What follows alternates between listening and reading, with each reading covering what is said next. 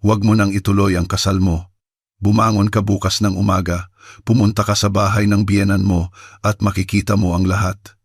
Ito ang sinabi sa akin sa panaginip ng yumaong lola ko, isang araw bago ang aking kasal. At nang makarating ako sa bahay ng aking biyenan, natigilan ako sa aking nakita. Pero bago tayo magpatuloy, sabihin mo naman sa comments kung taga saang lungsod ka nakikinig.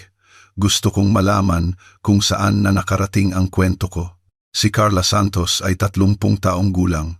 Nakasuot siya ng malambot na pantalong tela at isang cotton na t-shirt na walang korte, isa sa mga damit na isinusuot niya kapag hindi niya kailangang magpa-impress kahit kanino. Nakatayo siya sa harap ng salamin sa banyo, basa pa ang kanyang mukha mula sa singaw ng shower.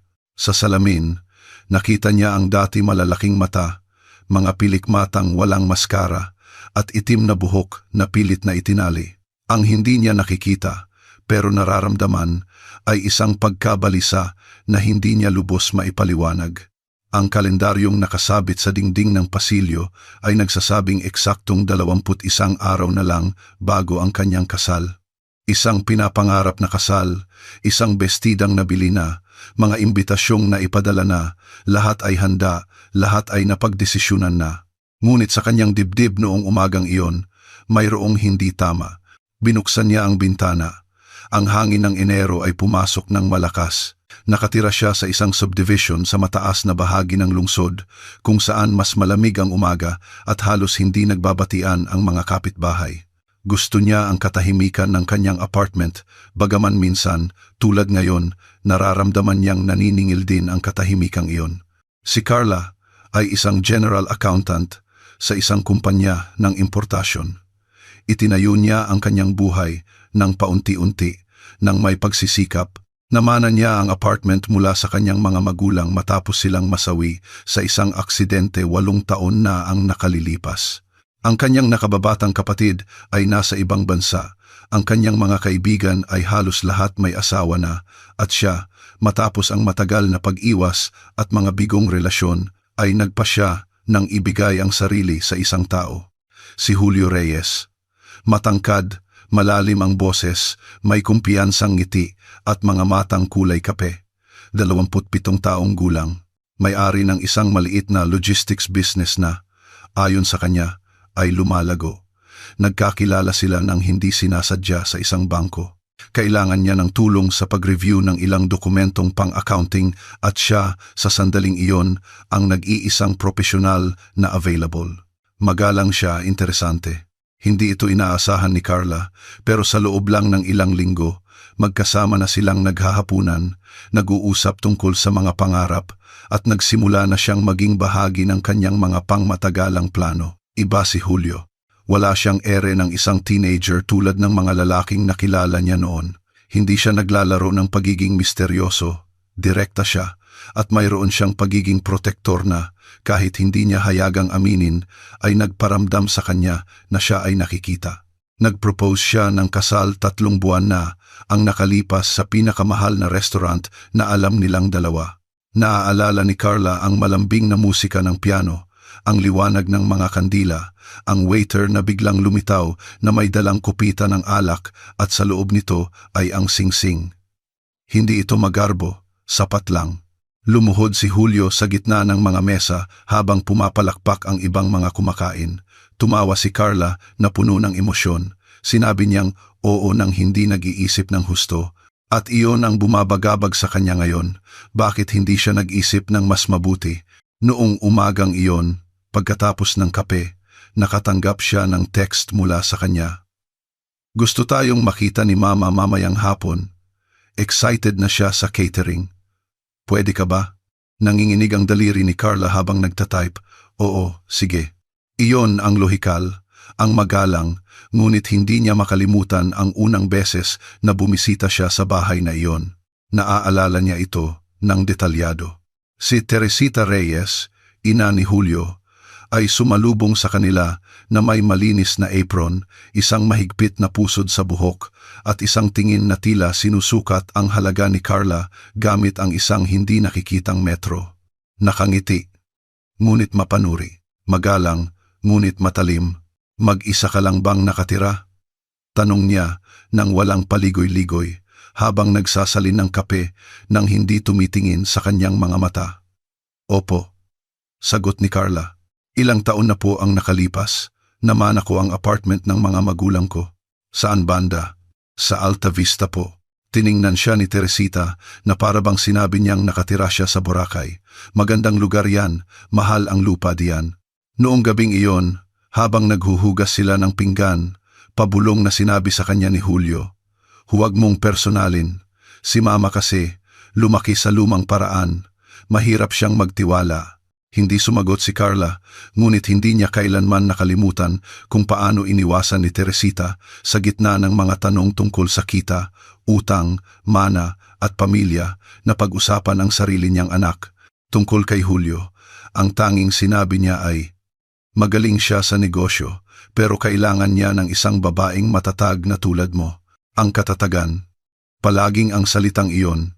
Kinahapunan, nasa opisina si Carla nang isang ideya ang biglang pumasok sa kanyang isip na parang kidlat. Paano kung hindi ako magpakasal? Paano kung hindi ko talaga kilala ang lalaking makakasama ko habang buhay? Tiningnan niya ang kanyang agenda. Naroon ang lahat, mga petsa, bayarin, listahan ng mga bisita, mga pangalang may guhit, mga napiling bulaklak, kumpirmadong caterer. Ngunit walang puwang para sa mga duda na para bang ang pagpapakasal ay isang operasyong pangnegosyo at hindi isang desisyon sa buhay. Noong gabing iyon, natulog siyang gulong-gulo ang isip.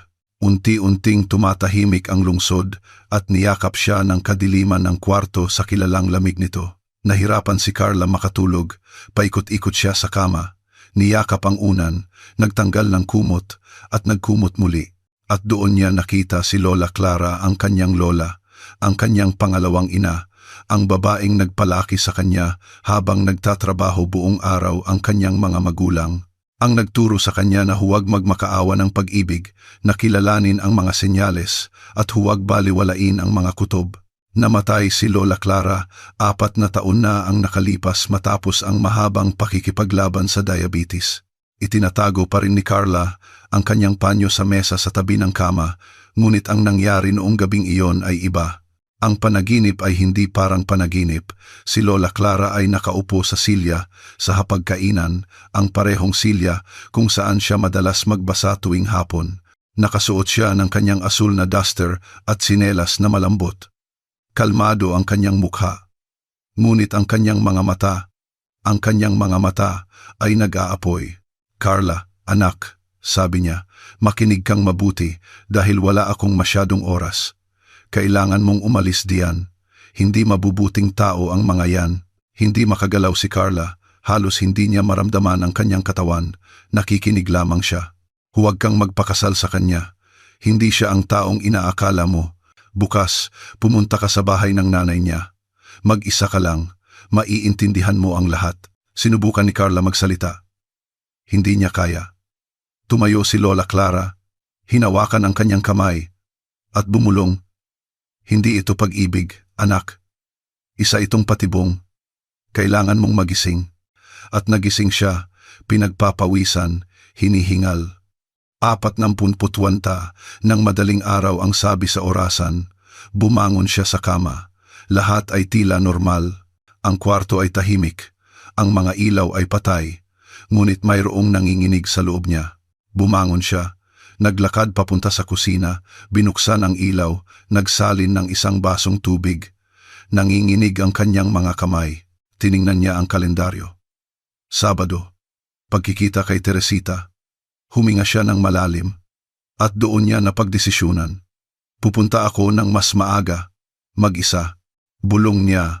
Pakiramdam niya'y lumulutang pa rin sa hangin ang boses ng kanyang lola. Hindi niya sasabihin kay Julio. Kinabukasan, nagbihis siya ng hindi nagmamadali. Pantalong maong, isang simpleng blusa, nakatali ang buhok. Sumakay siya sa kotse, nagmaneho ng tahimik. Sa bawat traffic light, bumabalik ang panaginip, ang tingin ni Lola Clara, ang babala.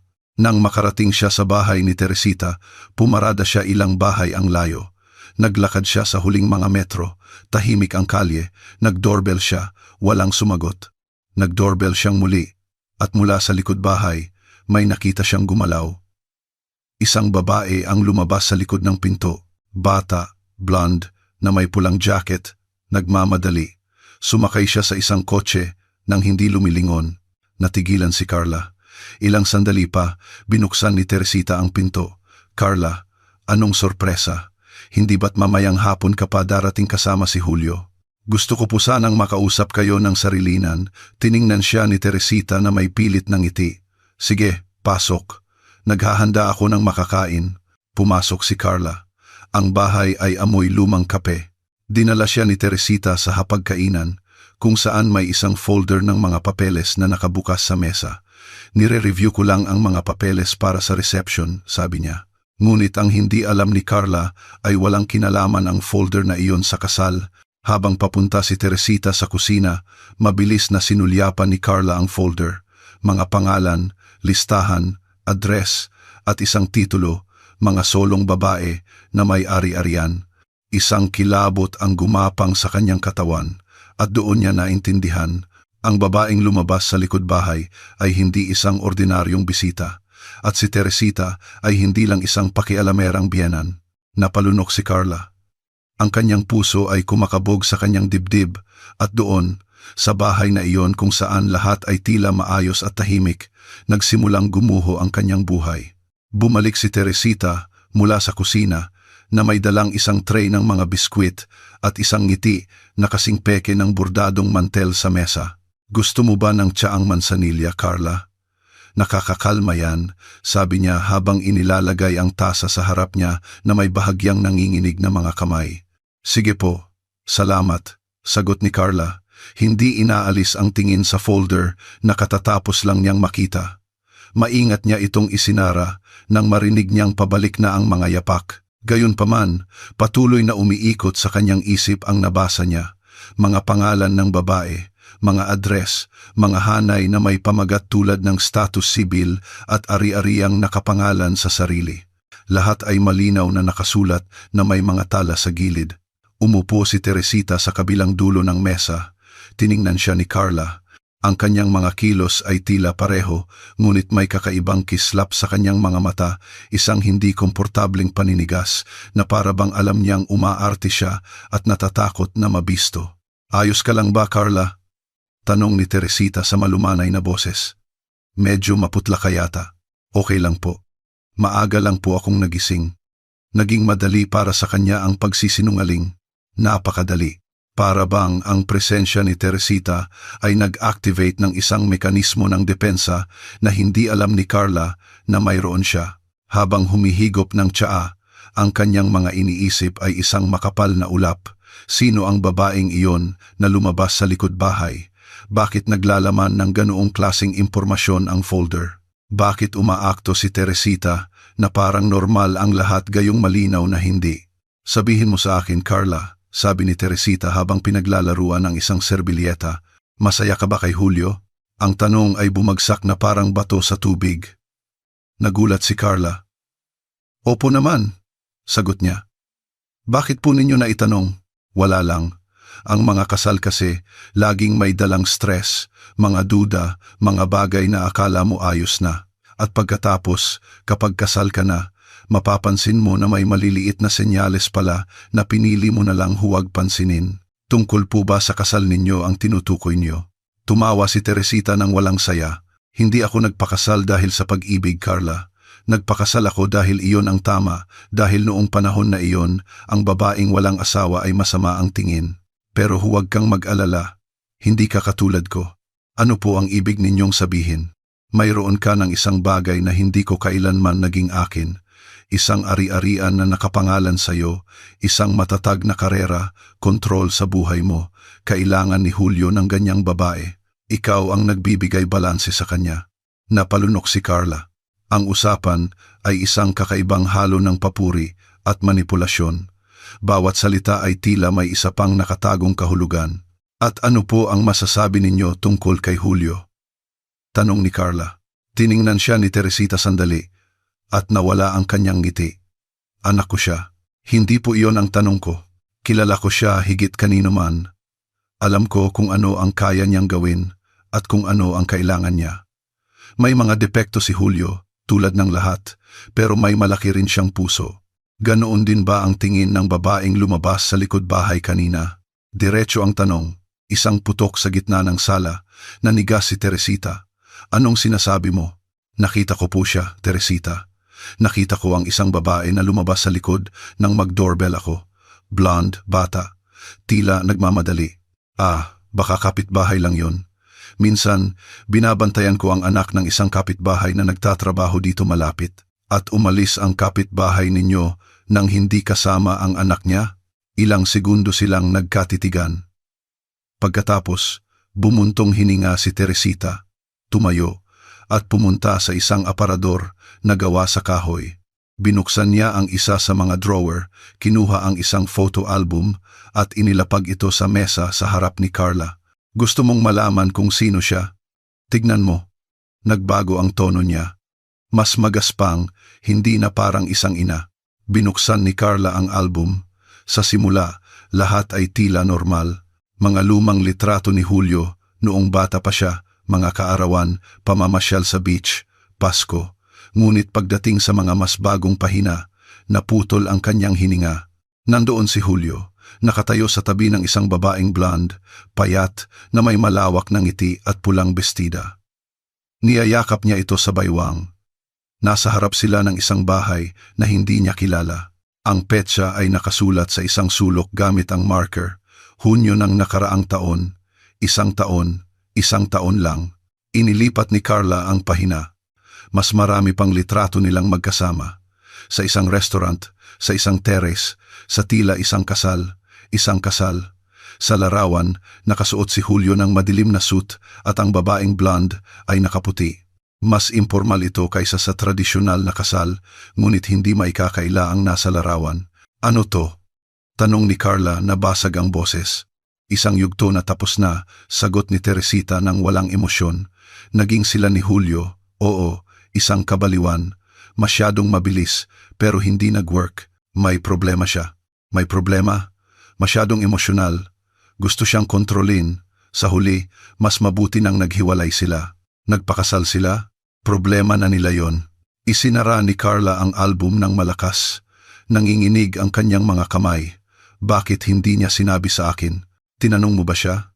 Ganap na katahimikan. Umupo muli si Teresita.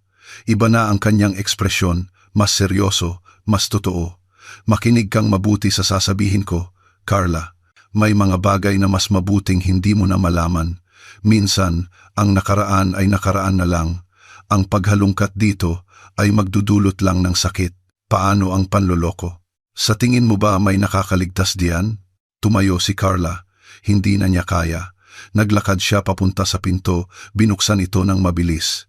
Hindi gumalaw si Teresita. Kung talagang gusto mong pakasalan si Julio, sabi niya, tanggapin mo na may mga bahagi ng buhay niya na hindi mo maiintindihan o makokontrol. Ang pag-aasawa ay hindi isang kontrata sa pagitan ng mga anghel. Umalis si Carla nang hindi sumasagot. Ang daan pa uwi ay napakahaba.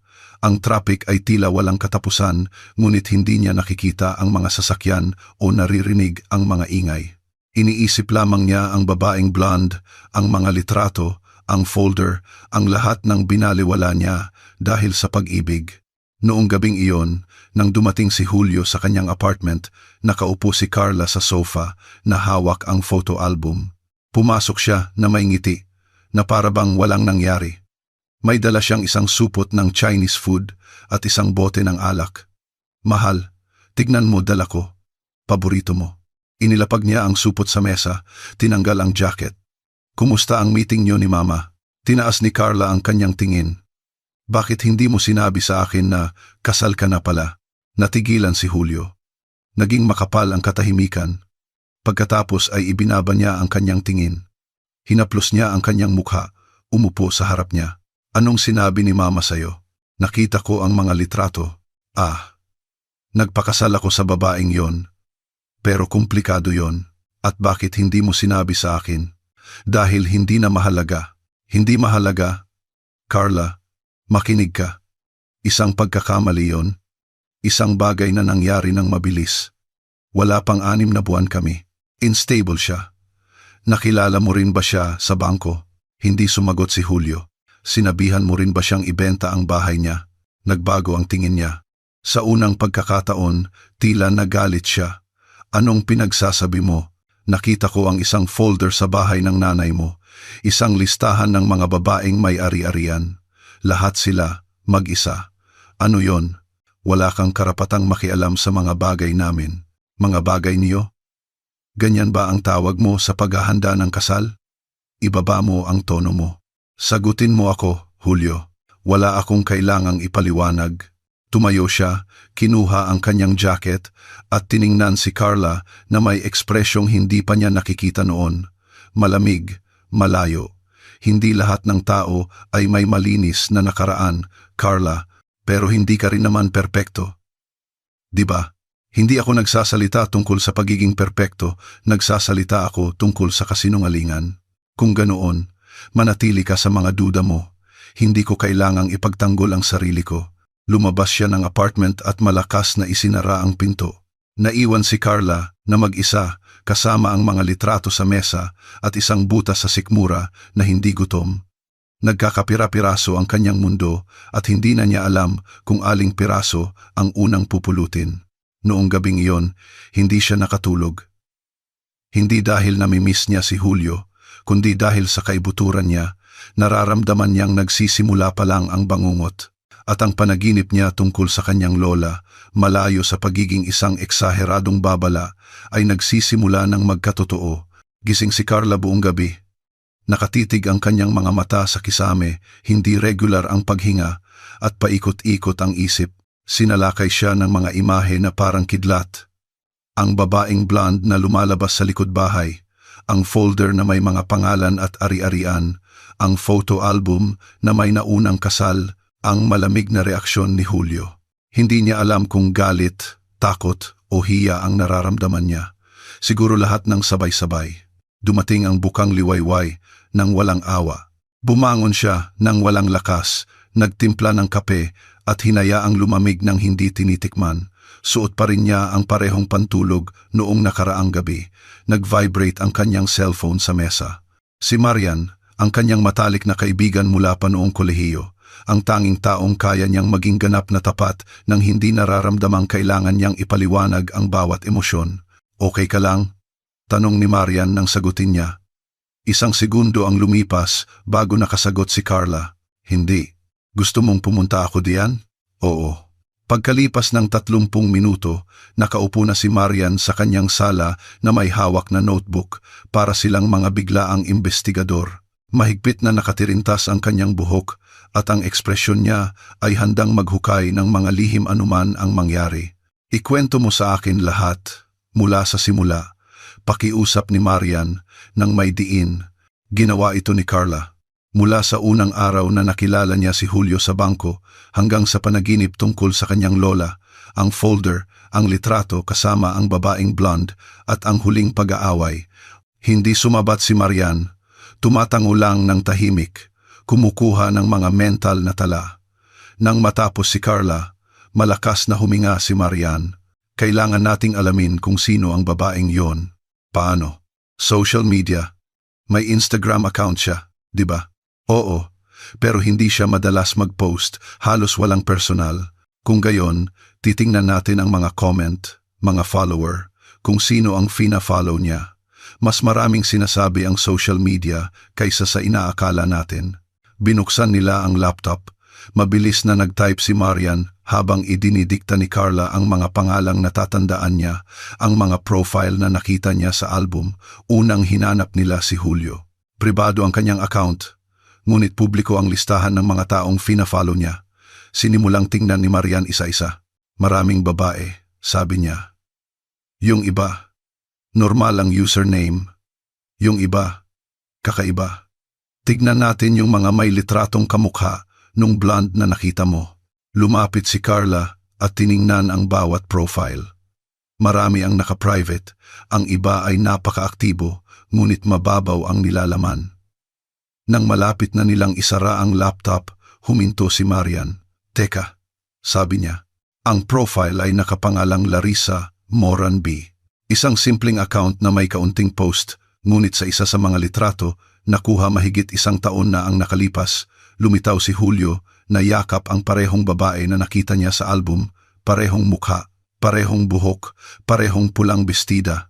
Naramdaman ni Carla ang panlalamig ng kanyang sikmura. Siya yan. Binuksan ni Marian ang litrato.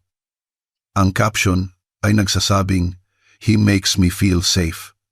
Salamat sa pagdating mo sa buhay ko. Last year pa to, kumpirma ni Marian. Gaano na kayo katagal ni Julio? 11 buwan. Kung gayon, nag-overlap kayo. Naramdaman ni Carla ang kilabot na gumapang sa kanyang mga braso. Anong gagawin natin? Magsusulat ako mula sa account ko. Hindi ka pwedeng lumitaw. Hindi pa. Bumuo si Marian ng isang maikli, ngunit may empatyang mensahe. Hi, Larissa. Pasensya na sa biglaang pag-message. Mayroon akong isang sensitibong sitwasyon na may kinalaman kay Julio Reyes. Gusto sana kitang makausap. Pakiusap. Hindi ito biro. Ipinadala nila ito. Lumipas ang mga oras. Hindi makapag-concentrate si Carla sa kahit ano. Nanatili si Marian sa kanya buong araw at 5:00 ng hapon dumating ang sagot. Sino ka? Anong alam mo tungkol kay Julio? Ipinakita ni Marian ang mensahe.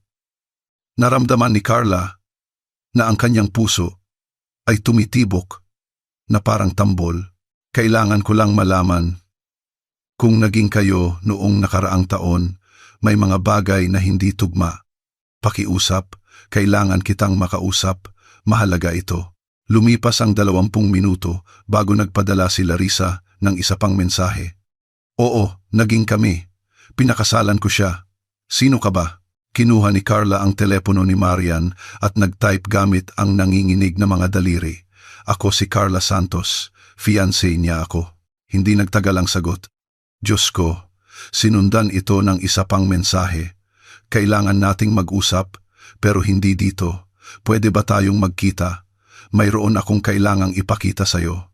Nagkasundo sina Marian at Carla na magkita kinabukasan sa isang coffee shop sa sentro. Bukas ang lugar, may malalaking bintana at laging may tao, tila ligtas. Halos hindi nakatulog si Carla noong gabing iyon, ngunit sa pagkakataong ito, hindi dahil sa takot, kundi sa desperadong pagnanais na malaman, maunawaan at kumpirmahin ang kanyang kinatatakutan. Kinabukasan, dumating si Carla 10 minuto nang mas maaga. Sinamahan siya ni Marian, ngunit nanatili ito sa ibang mesa upang magmasid mula sa malayo. Dumating si Larissa sa tamang oras. Mas payat siya kaysa sa mga litrato. Pagod ang kanyang mukha, may malalalim na eye bags at ang buhok ay nakapusod ng walang ayos. Ikaw si Carla, sabi niya nang hindi bumabati. Tumango si Carla, pareho silang umupo. Ikwento mo sa akin lahat, sabi ni Larissa na may magaspang na boses. Kailan pa kayo? Halos 1 taon na. Kinuwento ko lahat sa kaibigan ko. Nagsimula kaming maghanap sa social media. Lumitaw ka. Ibinaba ni Larissa ang kanyang tingin. Kinuha ang isang folder mula sa kanyang bag at inilagay ito sa mesa. Nandito lahat. Mga kopya ng dokumento ng bahay na ibinenta ko, mga text niya, ang reklamo, kahit hindi rin nakatulong. Binuksan ni Carla ang folder. Maayos ang mga papel, isang deed of sale, isang bank deposit sa pangalan ni Julio Reyes, isang nakaprint na mensahe sa WhatsApp kung saan nangako siya sa loob ng 6 na buwan. Ibibigay ko sa iyo ang bahay na nararapat para sa iyo. Anong nangyari pagkatapos mong magbenta? Nawala siya. Dinala niya lahat ng pera, nagpalit ng numero, binlock ako. Pumunta ako sa bahay niya at sinabi ng nanay niya na nasa biyahe siya, na wala siyang alam.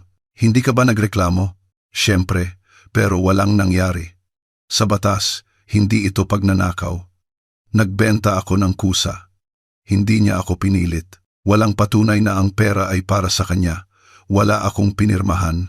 Naramdaman ni Carla ang buhol sa kanyang lalamunan. Paano mo siya nakilala? Sa bangko. Nag-asikaso ako ng isang transaksyon. Tinulungan niya ako sa mga papeles. Mukha siyang mabait. Mula doon, nagsimula kaming lumabas. Sinasabi niya na iba ako, na sa wakas ay nakahanap siya ng isang babaeng mature, malakas at may tiwala sa sarili, at naniwala ako. Hindi ka ba naghinala? Oo. pero napagkamalan kong mga normal na bagay lang, na hindi siya nagsasalita tungkol sa trabaho niya, na hindi niya ako ipinakilala sa lahat ng kaibigan niya, na palagi siyang maingat sa cellphone niya. Pero inisip ko na may mga trauma siya. Naawa ako. Huminga ng malalim si Carla. Sumpa man. Wala akong alam. Tumango si Larissa. Lumambot ang kanyang mukha. Hindi mo rin kasalanan. Profesional siya. Hindi siya basta-basta kumikilos. Lahat ay kalkulado. Alam mo ba kung ginawa na niya ito dati? Wala akong pruweba, pero alam ng nanay niya ang lahat. Kinukonsinti niya. At may isa pang babae. Si Jimena. Narinig ko ang pangalan niya. Minsan, nabanggit siya ni Julio nang hindi sinasadya. Akala niya tulog ako. May alam ka ba tungkol sa kanya?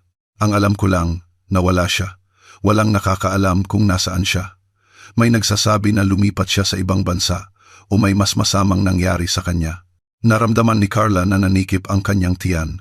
Sa tingin mo, hindi ko alam. Pero kung wala ang kapatid ko, baka ganoon din ang sinapit ko. Nadepress ako, nagkulong, nawalan ng mga kaibigan, hindi na nagtiwala sa kahit sino. At ngayon, part-time na lang ang trabaho ko. Nagpapagaling ako, pero wala na akong sarili. Lahat kinuha niya. Lahat kinuha niya. Nanahimik si Carla. Tiningnan niya ang mga papel, mga pangalan, mga petsa. Lahat ay nagtutugma. Pwede bang akin na to? Kunin mo. At kung kaya mo, idemanda mo siya. Kahit hindi siya makulong, at least hindi na niya mauulit to. Nagpaalam sila ng walang yakap. Naglakad si Larissa papunta sa kalsada na para bang may pasan na 1,000 kilong bigat. Naiwan si Carla sa mesa na mag-isa, nakatingin sa mga papel. Lumapit si Marian na may nag-aalalang mukha. Narinig mo ba? Oo, sagot ni Carla. At hindi lang siya ang nag-iisa. Noong gabing iyon, habang nirerepaso niya ang mga dokumento sa kanyang apartment, nag-vibrate ang kanyang cellphone. Unknown number, sumagot si Carla. Hello? Isang boses ng babae. Mahina, halos pabulong. Ikaw ba si Carla Santos? Sino to? Hindi ko pwedeng sabihin ang pangalan ko, pero makinig kang mabuti. Huwag kang magpakasal kay Julio. Hindi siya ang taong inaakala mo. Natigilan si Carla. Sino ka? Isa lang akong taong nakakilala sa kanya. Tinangay niya lahat ng akin. Huwag mong hayaang mangyari sa'yo to, pakiusap. At ibinaba niya ang telepono. Nakatayo si Carla na mag-isa, hawak pa rin ang telepono sa tainga habang sa labas ay nagsisimulang umulan. Hindi malakas ang ulan, ngunit mayroon itong paulit-ulit na tunog na tila nagdadala ng madidilim na kaisipan, mga alaala na mas gugustuhin mong ibaon. Ang alingaw-ngaw ng hindi kilalang boses ay nanatili sa hangin ng kanyang apartment. Huwag kang magpakasal kay Julio. Hindi siya ang taong inaakala mo. Pinatay niya ang cellphone gamit ang nanlalamig na mga kamay. Naramdaman niya ang bigat sa kanyang dibdib, isang bigat na hindi na niya kayang baliwalain. Ang dating masamang kutob ay naging isang katotohanang humahabol sa kanya sa bawat hakbang. Nakatakda siyang ikasal sa isang lalaking itinatayo ang buhay sa mga kasinungalingan. Kinaumagahan, bago pa man magkape, tinawagan niya si Marian. Matatag ang kanyang boses, walang puwang para sa duda. Kailangan ko ng investigador, isang magaling, yung hindi lang sa social media naghahanap. Gusto ko ng totoong ebidensya. Hindi nagtanong si Marian. Ipinadala niya ang kontak ng isang mapagkakatiwalaan. Isang lalaking nagngangalang Gabriel Alcaraz, dating pulis, ngayon ay private detective. Kilala siyang maingat at masinop. Tinawagan siya ni Carla nang walang pag-aalinlangan. Ang kanilang pagkikita ay sa isang maliit na opisina sa isang lumang gusali sa sentro. Si Gabriel ay isang lalaking nasa 50s, may maikling balbas at abuhin na mga matang, tila nakikita ang higit pa sa dapat. Maingat siyang nakinig habang ipinapaliwanag ni Carla ang lahat. Hindi siya sumabat kahit minsan.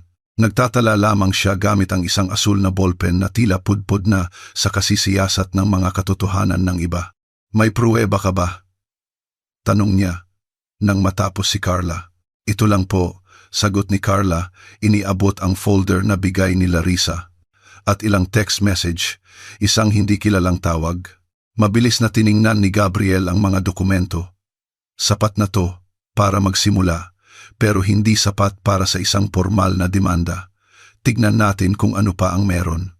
Gaano katagal po ang kailangan ninyo?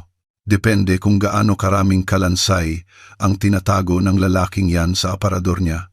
Pero babalaan kita, kung totoo ang sinasabi mo, hindi mo magugustuhan ang matutuklasan ko. Wala na po akong gusto, Gabriel. Ang gusto ko lang ay ang katotohanan. Tiningnan siya ni Gabriel ng ilang segundo na para bang sinusukat ang kanyang tibay. Pagkatapos, tumango siya. Tatawagan kita sa loob ng 1 linggo. Ang mga sumunod na araw ay isang pahirap. Nabuhay si Carla, na laging hawak ang cellphone. Naghihintay ng balita. Iniiwasan niya si Julio gamit ang mga simpleng dahilan. Mga meeting sa trabaho, sakit ng ulo, tambak na gawain. Sumagot siya ng may pag-unawa at matatamis na mensahe na para bang totoong nag-aalala sa kanyang kapakanan. Iyon ang pinakamahirap tiisin ng teatro, ang walang tigil na pag-arte ng isang lalaking perpektong magpanggap. Sa 7 araw, tumawag si Gabriel. Nakuha ko na ang kailangan mo. Pwede ka bang pumunta ngayon? Hindi nagdalawang isip si Carla. Sinalubong siya ni Gabriel sa parehong opisina, ngunit sa pagkakataong ito, may makapal na sobre at isang itim na folder na may pangalan niyang nakasulat sa mesa. Umupo siya sa harap niya. Hindi nakangiti si Gabriel. Magsisinungaling ako kung sasabihin kong ito na ang pinakamasamang nakita ko, panimula niya. Pero malapit na. Si Julio Reyes ay hindi talaga umiiral, hindi sa legal na paraan, kahit papaano. Naramdaman ni Carla na nanikip ang kanyang tiyan. Anong ibig mong sabihin? Ang tunay niyang pangalan ay Mauricio Julio Torres Reyes. Gumamit na siya ng hindi bababa sa 5 magkakaibang pangalan sa nakalipas na 10 taon. Bawat isa ay may tila legal na dokumentasyon, ngunit lahat ay may mga hindi pagkakapare-pareho.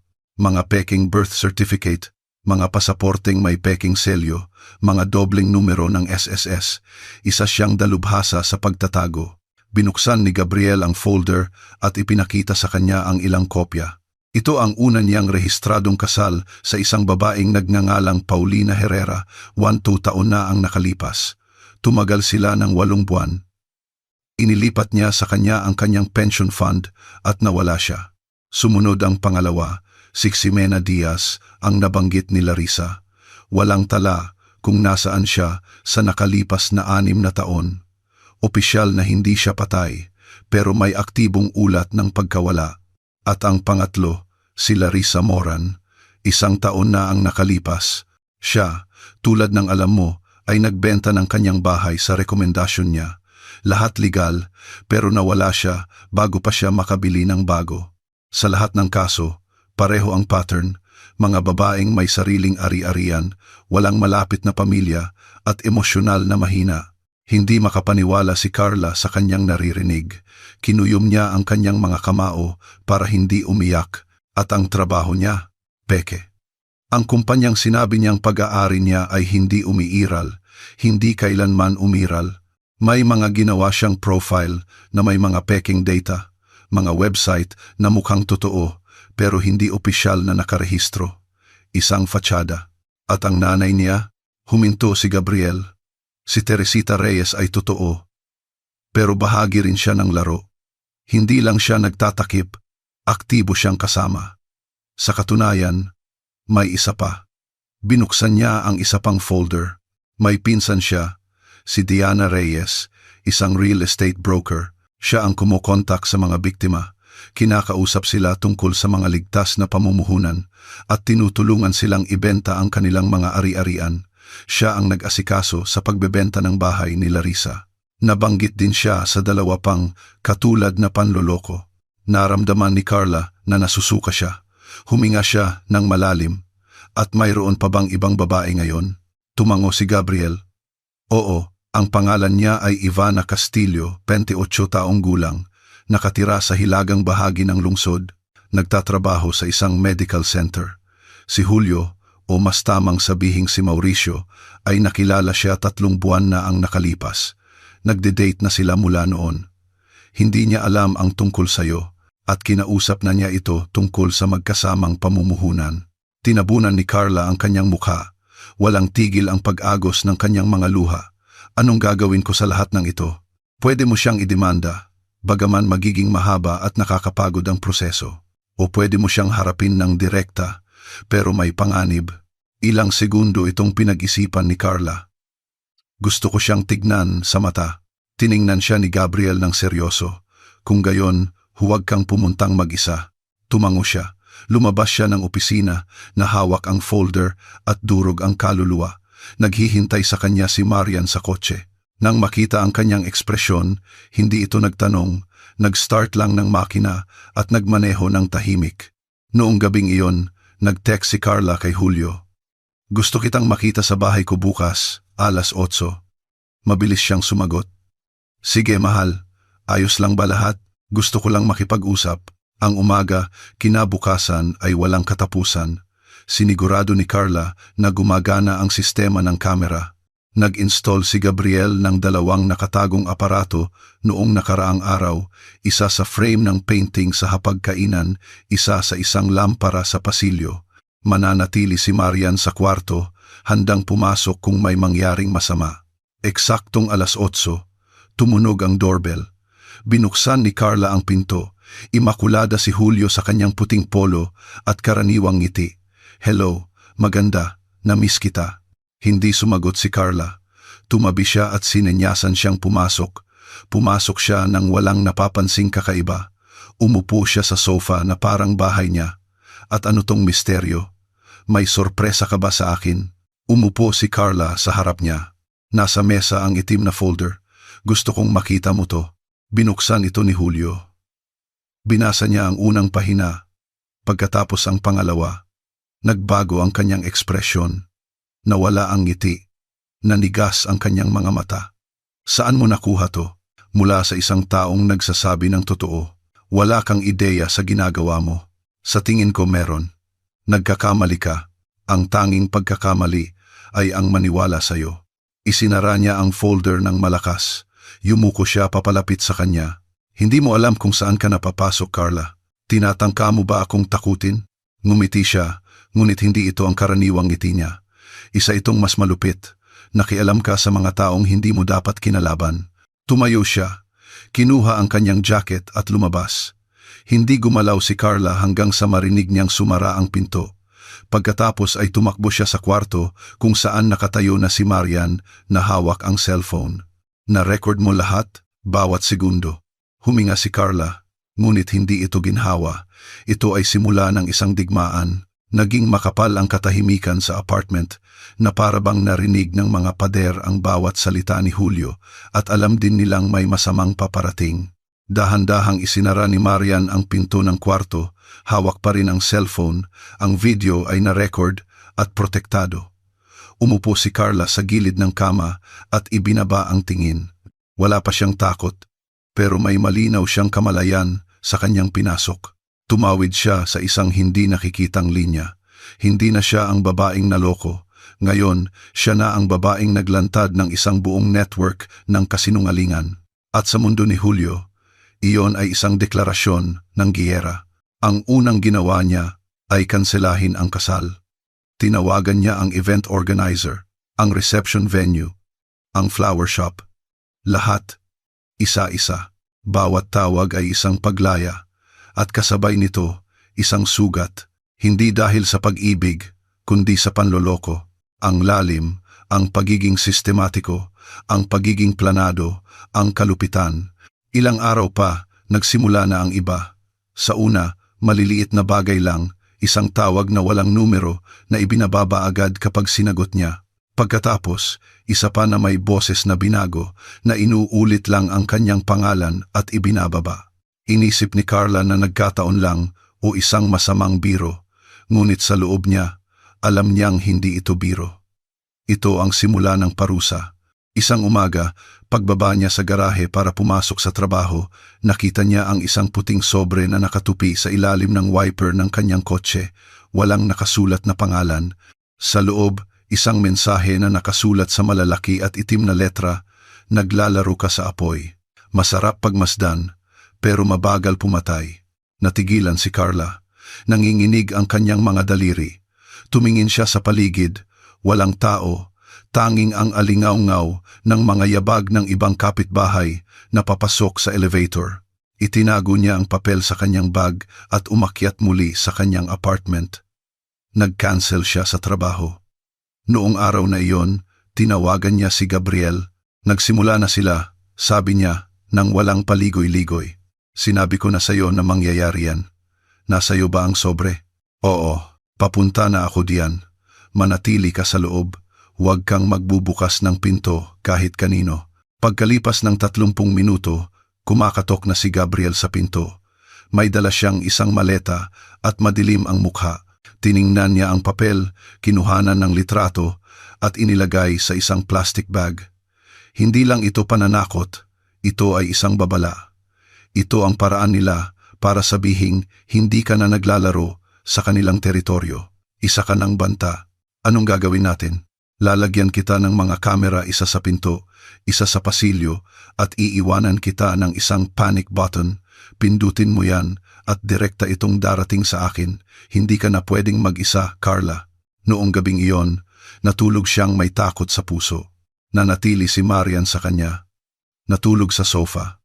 Nangako si Gabriel na kakausapin niya ang kanyang mga kontak sa piskalya. Matibay ang mga ebidensya, hindi lang dahil sa kanyang investigasyon, kundi dahil sa mga testimonya ni Larissa at iba pang biktima na naglakas loob magsalita matapos silang kontakin ni Carla sa tulong ni Marian. Nabubuo na ang kaso, ngunit wala pang arrest warrant. Isang bukas na proseso pa lamang. Mas lumala ang sumunod na linggo. Nang bumalik si Carla mula sa grocery, nakita niyang bahagyang bukas ang pinto ng kanyang apartment. Hindi pinuwersa, bukas lang. Kumabog ang kanyang puso. Hindi siya pumasok. Dahan-dahan siyang umatras. Kinuha ang kanyang cellphone at tinawagan si Gabriel. Nasa loob sila. Bukas ang pinto ko. Huwag kang papasok. Papunta na ako diyan. Tumawag ka ng pulis. Mabilis na dumating ang mga pulis. Sinuri ang apartment. Walang nanakaw, walang basag na salamin, walang ginulong drawer. Wala, maliban sa aparador kung saan niya itinatago ang mga papeles ng pag-aari ng bahay. Magulo ito.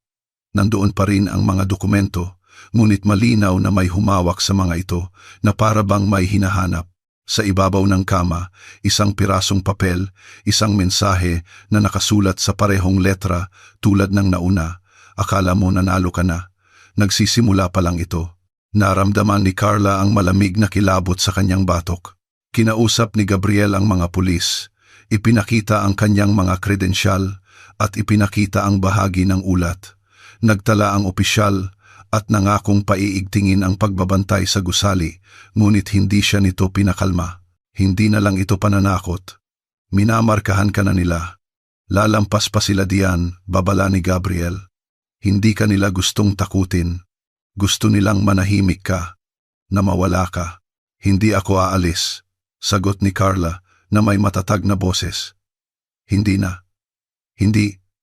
Pagkatapos ng lahat ng ito, noong gabing iyon, habang sinusuri ang mga naka-install na kamera, may nakita silang nakakabahala. 3:00 ng madaling araw, isang lalaking nakasumbrero ang nakatayo sa harap ng pinto ng mahigit 1 minuto. Hindi siya kumatok. Nakatayo lang doon, hindi gumagalaw, at pagkatapos ay umalis. Hindi nakita ang kanyang mukha, ngunit ang kanyang tindig, ang kanyang katawan ay hindi maikakaila. Si Julio. Ang video ay ibinigay sa mga awtoridad. Ilang araw pa, may iba namang kumatok sa kanyang pinto. Isang babaeng matangkad, payat, na may matigas na ganda na para bang nabuo sa kawalan ng tiwala. Si Diana Reyes, ang real estate broker, ang parehong babae na iniugnay ng ulat ni Gabriel sa mga benta ng ibang biktima. Hindi binuksan ni Carla ang pinto, tiningnan niya ito sa kamera. Carla, sabi ng babae, nakatingin ng diretso sa lente. Ayoko ng gulo, gusto ko lang makipag-usap. Wala akong dapat sabihin sa'yo. Naglalakad ka sa isang napakanipis na lubid. Sobra na ang ginawa mo. Hayaan mo na lang ang mga bagay-bagay at matatapos na to. Banta ba yan? Isang payo. Hindi mo alam kung sino ang kinakalaban mo. Hindi mo alam kung ano ang kayang gawin ng pamilya ko. Alam na ng pulis kung sino kayo. Tumawa si Diana. Hindi ito masayang tawa. Mapait. na para bang alam niyang mas mataas siya sa batas. Hindi ka po protektahan ng pulis kapag nasa loob na kami. At maniwala ka sa akin, kaya naming pumasok kahit kailan namin gusto. Naramdaman ni Carla na nanlamig ang kanyang dugo. Umalis si Diana nang hindi lumilingon. Ipinadala ni Carla ang video kay Gabriel. Ibinahagi niya ito sa piskalya. Lumakas ang kaso. Naging formal ang demanda sa ilalim ng mga kasong estafa, identity theft at syndicated estafa. Sinimulang iproseso ang isang arrest warrant, ngunit mabagal ang proseso. Ang batas ay hindi tumatakbo ng kasing bilis ng pangangailangan ni Carla. Nagpakabit siya ng electronic lock, kumuha ng pribadong seguridad. Pansamantalang lumipat si Marian sa kanya. Gabi-gabi ay dumadaan si Gabriel para suriin ang lahat. Gayunpaman, hindi siya makatulog ng higit sa 3 oras. Patuloy pa ring tumutunog ang telepono sa mga kakatwang oras. Nakakatanggap siya ng mga blankong email, mga mensahe mula sa mga peking account na may mga litrato ng kanyang gusali. Ang mga banta ay humalo sa patuloy na takot, ngunit may isang bagay na lumalaki sa loob niya. Hindi ito galit, kundi determinasyon. Noong Biyernes ng gabi, umalis si Marian para bisitahin ang kanyang ina. Naiwan si Carla na mag-isa sa unang pagkakataon sa loob ng ilang araw. Sinamantala niya ang pagkakataon na suriin ang mga papel ng may kalma, ayusin ang lahat sa mga folder at i-scan ang mga dokumento. Samantala, nagsimulang takpan ng bagyo ang kalangitan. 9:00, nag-activate ang kamera sa pasilyo. Tumingin si Carla sa monitor. Si Julio, nakatayo sa harap ng pinto, basa ng ulan, nakasuot ng parehong puting polo na para bang wala siyang pakialam sa eksena. Nakatingin siya ng diretso sa lente, hindi gumagalaw, hindi humihinga si Carla. Itinaas niya ang kanyang kamay, gumawa ng isang kilos na parang kumakaway, pagkatapos ay lumapit sa intercom at nagsalita. Magiging akin ang bahay na yan, pustahan tayo, buhay mo. At umalis siya. Bumagsak si Carla sa sofa. Ang takot ay mayroon ng anyo, may mukha, may boses, at walang paraan para matapos ito ng maayos. Nalaman ito ni Carla sa sandaling lumayo si Julio mula sa kamera. Hindi lang ito isang banta, ito ay isang deklarasyon ng giyera at ang pinakapanganib ay wala siyang mawawala. Pero si Carla, meron. Ang kanyang kapayapaan, kanyang pangalan, kanyang tahanan, kanyang buhay. Dumating si Gabriel pagkalipas ng 30 minuto. Pinanood nila ang video. Ilang segundo siyang hindi nagsalita. Pagkatapos, kinagat niya ang labi, isinara ang laptop, at tiningnan si Carla nang may seryosong tingin na hindi pa niya ipinakita dati. Tapos na ang paghihintay. Ngayon, hahabulin na natin siya. Tumango si Carla. Handa na siya. Ang sumunod na hakbang ay pagsama-samahin ang iba. Iminungkahi ito ni Gabriel. Panahon na para pagtibayin ang mga ebidensya, magtulungan, at ipakita na hindi ito isang hiwalay na kaso, kundi isang network ng panloloko na maingat na hinabi. Tumawag si Carla. Si Larissa ang unang sumagot. Pagkatapos, lumitaw si Jimena. Hindi siya patay, hindi nawawala. Nagtatago siya sa ibang lungsod. May ibang pangalan. Nang malaman niyang hinahanap siya ni Julio, nawala siya nang walang bakas. Ilang taon siyang sumailalim sa psychological treatment. Nang matanggap niya ang mensahe ni Carla, nag-alinlangan siya, ngunit nagpasya siyang magsalita. Ang pagpupulong ay sa isang tahimik na lugar, sa opisina ni Gabriel. 4 na silya sa paligid ng isang abuhin na mesa, mga pader na walang kulay, isang bintana na may blinds. Unang dumating si Carla, pagkatapos si Larissa na mas matatag na. Sumunod si Jimena na pumasok ng may kaba, na para bang anumang bagay sa lugar na iyon ay maaaring magtaksil sa kanya. At sa huli, si Ivana. Hindi kilala ni Carla si Ivana. Kinontak siya ni Gabriel matapos suriin ang mga huling aktibidad ni Julio. Hindi naloko si Ivana, ngunit malapit na. Mayroon siyang bahay sa labas ng lungsod, mag-isang nakatira mula nang mamatay ang kanyang ina, at nakilala si Julio sa isang art gallery. Ginawa niya ang parehong diskarte, paghanga, tamis, mga pangako ng isang joint business.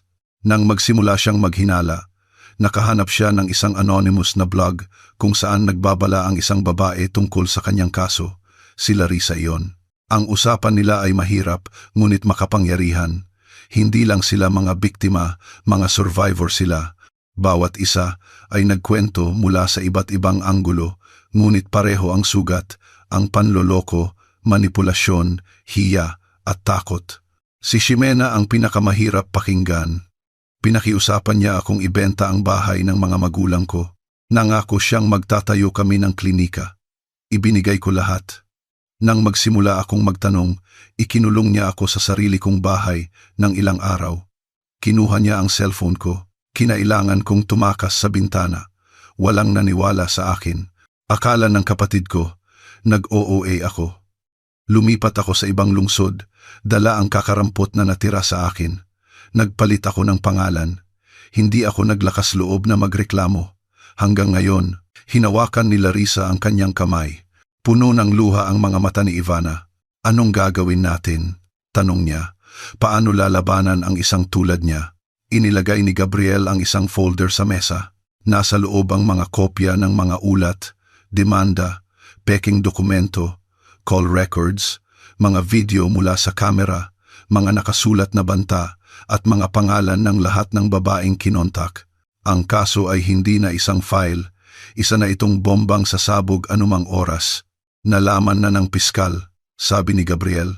Ang demanda ay formal na isinampa bilang estafa agravada at syndicated estafa. Malapit na nating makuha ang arrest warrant. Kailangan na lang natin ng isang piraso. At ano yon? Tanong ni Carla. Si Teresita. Nagkatinginan sila. Si Teresita Reyes, ang ina ni Julio. Ang tahimik na kasabwat, ang babaeng nagbukas ng pinto sa bawat biktima, ang nagtatanong tungkol sa pinansyal na kalagayan na nakabalat kayo bilang inosenteng usapan, ang nagtatakip sa bawat pagkawala. Alam niya lahat, baka mas marami pa kaysa sa kanya, dagdag ni Gabriel. Pero takot siya. At ang tanging paraan para masira ang istruktura ay kung isa sa mga piraso ang bibigay mula sa loob. Nag-isip si Carla ng ilang minuto. Alam niya kung saan nakatira si Teresita. Alam niya kung paano kumatok, pero hindi niya alam kung makakalabas pa siyang buhay. Ako ang pupunta, sabi niya. Mag-isa. Ayokong matakot siya. Hindi sumang-ayon si Gabriel, pero sa huli ay pumayag. Nilagyan niya si Carla ng isang nakatagong mikropono at isang maliit na kamera sa kwelyo ng kanyang coat. Sinamahan siya ni Marian hanggang sa pinto ng gusali at naghintay sa labas ng kotse. Umakyat si Carla na naninigas ang mga binti. 3 beses kumatok. Matagal bago nagbukas si Teresita. Nagulat ang kanyang mukha pero hindi na peke tulad ng dati. Iba na. Anong ginagawa mo dito? Sabi niya. Hindi itinatago ang pagkainis. Kailangan ko po kayong makausap. Tayong dalawa lang. Hindi po ako naparito para makipag-away, para lang po makipag-usap. Nag-alinlangan si Teresita, ngunit tumabi. Pumasok si Carla. Lahat ay pareho. Sobrang ayos, sobrang tahimik. Umupo sila sa hapagkainan, magkaharap. Pumunta po ang anak ninyo sa bahay ko. Tinakot niya ako. May pruweba ako, mga recording, mga testimonya. Alam na po namin lahat, Teresita. Alam namin ang tungkol kay Diana sa ibang mga babae. Pwede niyo po kaming tulungan o pwede kayong bumagsak kasama nila. Ibinaba ni Teresita ang kanyang tingin. Nanginginig ang kanyang mga daliri. Halos 1 minuto siyang hindi nagsalita. Hindi ko alam sa simula. Bulong niya. Akala ko, tinutulungan ko lang ang anak ko. Sinasabi niyang negosyo lang na binibigyan niya ng pagkakataon ang mga babaeng hindi marunong mag-manage ng kanilang ari-arian at kapag nawawala na sila. Tanong ni Carla. Binibigyan niyo rin ba ng dahilan? Umiyak si Teresita. Hindi maingay, pigil, na para bang ayaw niyang sumuko. Nawala sa kontrol ang lahat. Si Diana ang kumumbinsi sa kanya na magpatuloy. Ambisyosa siya, siya ang nagtulak. Nanahimik lang ako, at dahil doon, kasabwat na ako. Alam ko, kung gayon, magsalita po kayo. Magbigay ng testimonya. Tulungan niyo kaming itigil to. Wala nang atrasan. Tiningnan siya ni Teresita sa mata. Sa unang pagkakataon, walang harang. Nangangako ka bang hindi nila siya papatayin?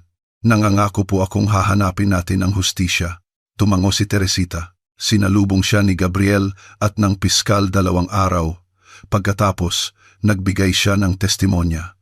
Idinetalye niya ang mga galaw, pangalan, petsa. Nagbigay siya ng mga dokumento, kahit mga kopya ng kontrata na itinago niya sa takot.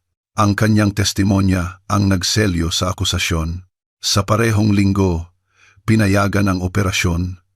Inaresto si Diana sa kanyang opisina. May mga peking dokumento, listahan ng ari-arian, at bank records ng mga biktima. Mayabang siya sa simula, ngunit nang ipakita sa kanya ang video ng testimonya ni Teresita at ang mga ebidensya, bumagsak siya. Umiyak. Sumigaw na minanipula siya ni Julio, na pinilit lang siya, dinala siya sa kulungan, walang piyansa. Nagsimulang maamoy ng media ang iskandalo, isang network ng panloloko na nakakaapekto sa mga solong babae. Napuno ng mensahe ang social media. Mas maraming babae ang nagsulat kay Gabriel at Carla.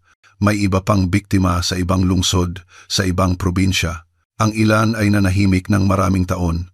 Ngayon, nararamdaman nilang pwede na silang magsalita. Hindi makapaniwala si Carla kung saan na umabot ang lahat. Pero kulang pa ang pinakamahalaga, nawawala si Julio. Mula nang huli siyang makita sa kamera, hindi na siya muling nakita. Patay ang kanyang cellphone, walang galaw sa bangko, walang digital na bakas. Pero hindi sumuko si Gabriel. Noong Huwebes ng gabi, nag-vibrate ang cellphone ni Carla. Gabi na, tulog si Marian, nasa screen si Gabriel. Carla, nakuha na natin siya. Agad siyang bumangon. Saan? Dito sa lungsod, sa isang hostel sa Barangay Rosario, nakarehistro sa ilalim ng pangalang Mauricio Esteban Suarez. Nakilala siya ng isang informant sa litratong kumalat. Inactivate na natin ang warrant. Papunta na ang pulis. Nakatulog si Carla na hawak ang telepono, nakatingin sa bintana. Sa labas, nagsisimula na namang bumuo ang isang bagyo. Hindi lang ito tubig na tumatama sa salamin, ito ay isang premonition. May paparating. Isang bagay na kailangang mangyari para matapos na. Ang lahat, nasa lungsod si Julio. Isang bagay na lang ng oras. Nasa radar na siya ng hustisya, ngunit hindi nagtatapos ang kwento sa kanyang lokasyon. Mayroon pang huling akto. Hindi siya nakatulog noong gabing iyon.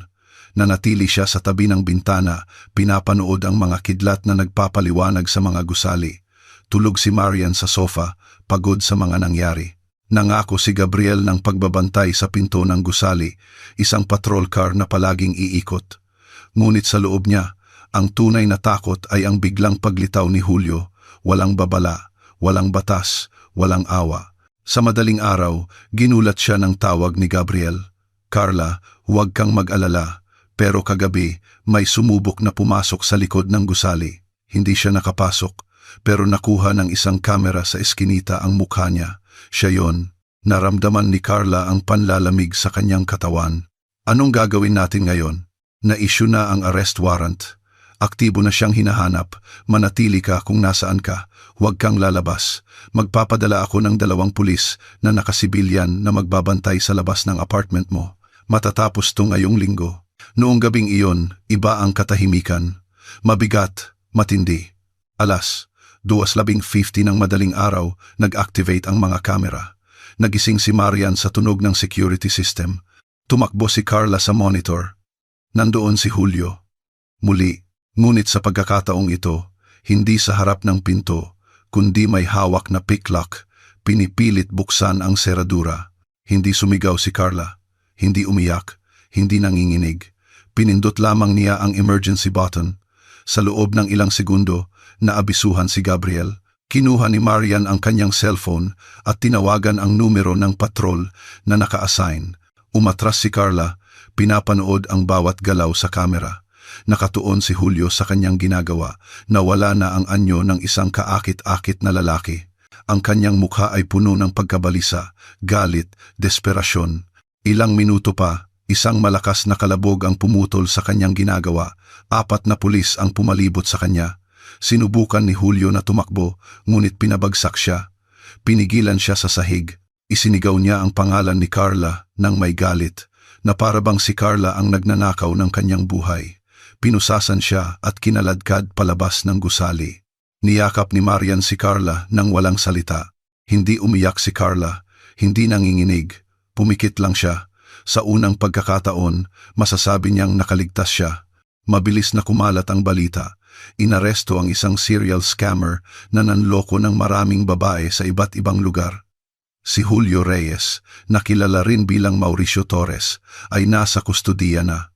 Ang preliminary hearing ay itinakda 5 araw pagkatapos. Napuno ang korte ng mga mukhang alam ang kanyang kwento. Dumating si Carla kasama si Marian, si Gabriel at isang piskal. Nandoon din sina Larissa, Ivana at Jimena. Dumating si Teresita na mag-isa. Walang yumakap sa kanya, ngunit naintindihan ng lahat ang halaga ng kanyang ginawa laban sa sariling anak. Nang dalhin si Julio sa harap ng hukom, nakatitig ang kanyang mga mata kay Carla. Walang salita, matigas ang kanyang mukha, walang emosyon. Hindi siya ang lalaking minahal niya, iba na siya. Inilatag ng piskal ang mga ebidensya, mga recording, peking kontrata, testimonya, bank account, mga peking pagkakakilanlan. Bawat saksi ay nagbigay ng bahagi ng puzzle. Nang si Teresita na ang magsalita, naging makapal ang katahimikan. Ako ang kanyang ina, sabi niya, at nabigo ako bilang ina. Nanahimik ako sa dapat kong isinumbong. Tumingin ako sa ibang direksyon habang lumalaki ang kasinungalingan. Akala ko, tinutulungan ko ang anak kong magbagong buhay, pero ang ginawa ko ay suportahan ang kanyang kasamaan. Tahimik na nakinig ang hukom. Sa huli, nag-utos siya ng preventive detention na walang piyansa. Magpapatuloy ang paglilitis, ngunit hindi na makakalabas si Julio. Hindi ngumiti si Carla, hindi nagdiwang. Huminga lang siya. Isang malalim, kakaiba, at malayang paghinga. Sa labas, nagyakapan ang mga biktima. Hindi na sila ang mga babaeng sinira niya. Iba na sila. Mas malakas, mas nagkakaisa, mas gising. Tiningnan sila ni Gabriel nang may respeto. Tahimik na umiyak si Marian.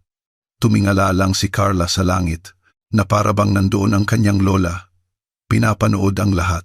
Noong gabing iyon, maagang natulog si Carla. Umuwi si Marian sa sarili niyang bahay. Tahimik ang apartment. Lahat ay nasa ayos. 3:00 ng madaling araw, na naginip siyang muli tungkol sa kanyang lola, ngunit sa pagkakataong ito, wala sila sa kusina. Walang babala. Walang takot. Nasa isang malawak na bukirin sila, puno ng bulaklak. Tinitingnan siya ni Lola Clara na may ngiting nagpapaliwanag sa kanyang mukha. Ngayon, malaya ka na, sabi niya. Ginawa mo ang tama. Hindi lang para sa'yo, para sa lahat. Nagising si Carla na may luha sa mata. Matamis na luha. Luha ng ginhawa, ng pasasalamat. Sumisikat na ang araw sa bintana. Tapos na ang bagyo. Ilang araw pa, nagsimula siyang magsulat. Hindi bilang therapy, hindi bilang paghihiganti, kundi bilang isang pamana. Kailangang malaman ang kanyang kwento. Kailangang maabot ang ibang babae, yung mga minamanipula ang puso, yung mga hindi nakikilala ang pang-aabuso sa likod ng isang ngiti, yung mga akala ay natural lang na masaktan sa pag-ibig, yung mga nananahimik dahil sa takot, hiya o pagkakasala. Ang pamagat ng libro ay Ang Mga Nagising sa Tamang Oras. Naging matagumpay ito. Ngunit higit sa lahat, naging isang network ng suporta ito. Nagtayo si Carla ng isang non-profit organization para tulungan ang mga biktima ng psychological violence at emotional manipulation. Si Ivana ay naging isang counselor. Si Larissa ang accountant ng proyekto. Si Jimena, matapos ang ilang buwan, ay naglakas loob na magbigay ng mga public talk. Si Teresita, matapos ang kanyang sentensya, ay nag-alok ng kanyang testimonya mula sa kabilang panig ng kahihiyan. Si Julio ay nasentensyahan ng 10 taong pagkakakulong, hindi dahil sa pag-ibig o pagtataksil, kundi dahil sa pandaraya, moral damages at criminal conspiracy. Ngunit ang pinakamalalim na hustisya ay hindi mula sa korte, kundi mula sa loob.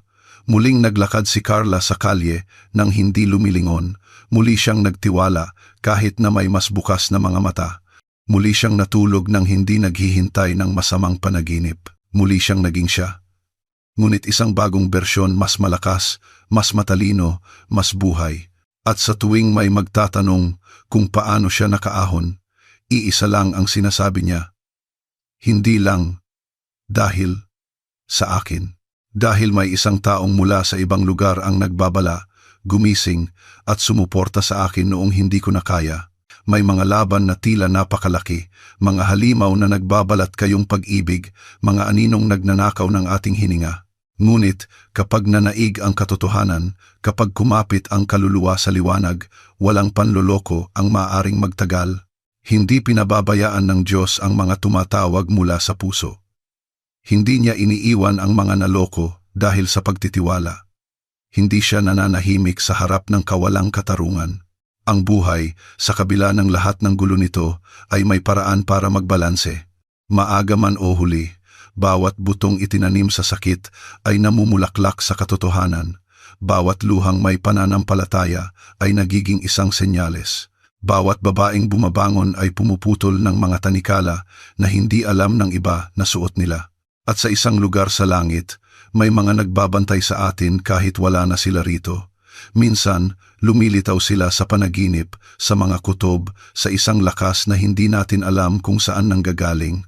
Ngunit sila ay gumagabay, nagbababala, nagmamahal. Naintindihan ito ni Carla, kahit huli na, ngunit sa tamang panahon.